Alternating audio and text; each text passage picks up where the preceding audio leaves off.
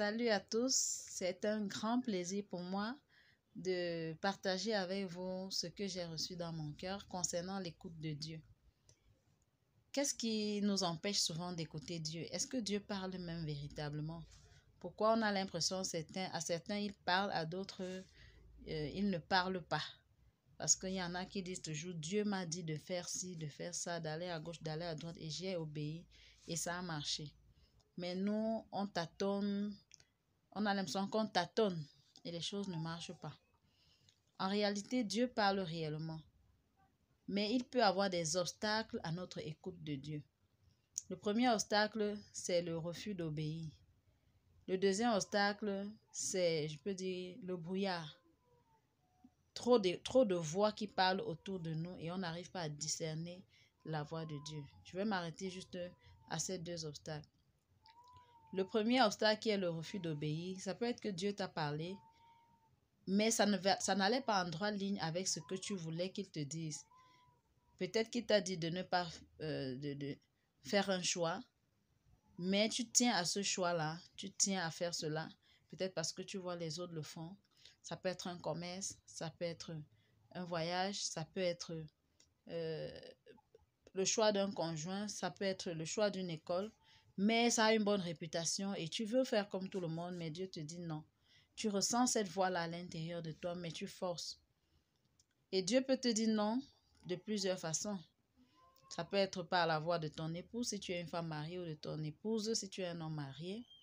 Il peut te dire non de plusieurs façons, par la voix. Cette voix à l'intérieur qui te fait manquer de paix, mais tu forces parce que tout le monde le fait, ou comme j'ai dit tout à l'heure, ou alors parce que tu es déjà entre le marteau et l'enclume, tu n'arrives plus à faire marche arrière. Mais laisse-moi te dire qu'on peut toujours faire marche arrière, quel que soit le niveau où on a avancé. Parce que si tu ne fais pas marche arrière, les conséquences peuvent être plus graves que si tu avais écouté la voix de Dieu et si tu avais obéi. Le deuxième obstacle qui peut être trop de voix, ça veut dire tout simplement que la voix de ton pasteur peut brouiller la voix de Dieu. La voix de ton parent peut brouiller la voix de Dieu. La voix d'une personne que tu aimes particulièrement, que tu considères particulièrement, peut brouiller ton écoute de Dieu. Sache que les gens ne seront pas toujours d'accord avec toi dans toutes les décisions que tu prendras. Il y a des moments où tout le monde peut ne pas comprendre exactement tes choix. Tant que ce n'est pas un choix, je peux dire comment, tant que ça n'a pas une incidence directe, peut-être dans ton couple, si tu es une femme mariée, une incidence peut-être sur l'économie ou la vie financière de tes enfants. Ton mari même peut ne pas être d'accord avec toi, mais tu fais, je veux dire quoi, peut ne pas te comprendre. Je ne dis pas ne pas être d'accord parce qu'il peut ne pas comprendre, mais il te laisse libre de faire. Parce que chacun de nous, même si nous sommes chrétiens, a une intimité avec Dieu. Mais s'il n'est totalement pas d'accord, ça peut aussi être le signe que Dieu veut que tu attendes le bon moment. Alors, je parlais de la femme comme de l'homme. Donc, si ton épouse n'est également pas d'accord, ça peut être aussi le signe que Dieu veut que tu attendes le bon moment, même si tu es convaincu que ça vient de Dieu. Alors, je parlais donc de plusieurs voix qui parlent en même temps, la voix de tes parents, la voix du pasteur, la voix des amis et tout. Alors, donc, comment faire donc le distinguo?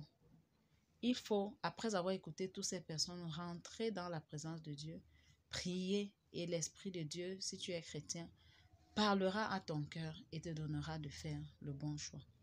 Moi particulièrement, j'écoute Dieu au travers, généralement des petites retraites que je fais.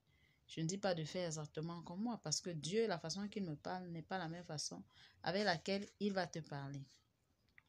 Mais chacun doit savoir comment Dieu lui parle. Et si Dieu te parle toujours d'une certaine façon, sache qu'il peut changer aussi de façon de te parler. Il n'est pas obligé de te parler toujours de la même façon. Bon, et donc, moi, quand je prends, par exemple, une journée de jeûne, ça peut être, je ne jeûne pas souvent sur le plan alimentaire. Je jeûne parfois le téléphone. Je dis, bon, aujourd'hui, je ne décroche aucun appel. Je n'écoute que Dieu.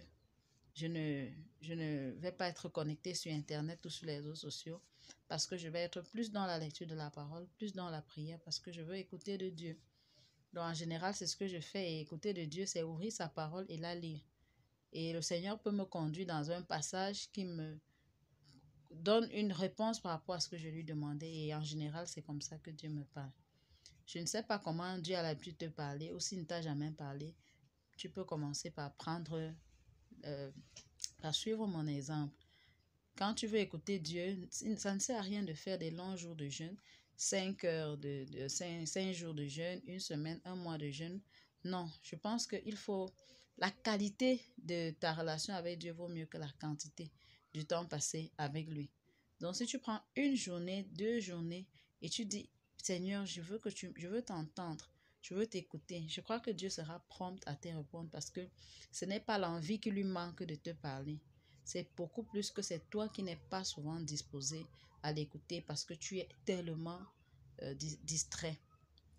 Ça peut être par ton travail, par la télévision, par les loisirs, par les causeries et tout. Et Dieu n'arrive pas à te dire parce que je ne vois pas Dieu comme quelqu'un qui veut nous cacher des informations, qu'il sait que ça peut nous permettre d'avancer. Donc, c'est nous qui avons besoin de mettre de côté un certain nombre de choses, de personnes pour entrer dans la présence de Dieu. Il a dit dans sa parole, approchez-vous de Dieu et il s'approchera de vous. Dans Jacques.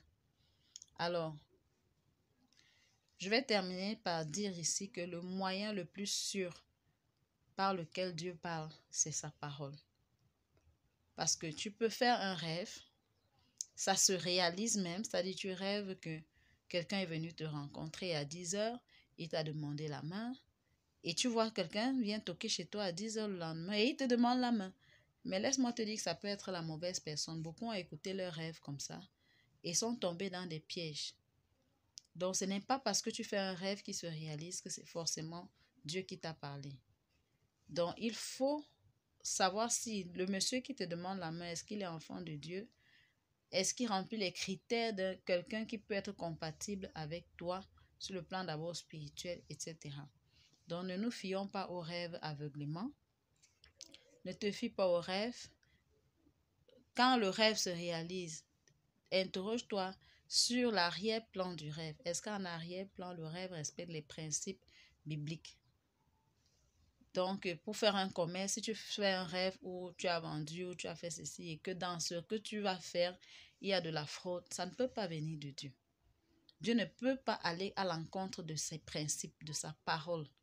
Voilà pourquoi tu dois être quelqu'un qui lit beaucoup la parole, qui la médite, et qui, chaque fois qu'il est devant une situation, examine la situation par rapport à ce que la Bible dit de façon générale. On ne discerne pas la volonté de Dieu par rapport à un seul verset. On distingue la volonté générale de Dieu par rapport à une situation. La volonté de Dieu, c'est que nous soyons justes. La volonté de Dieu, c'est que nous marchions dans l'intégrité.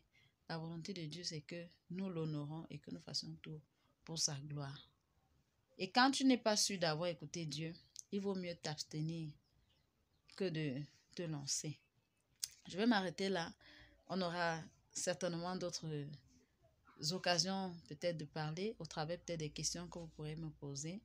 Je suis disponible à répondre. Merci.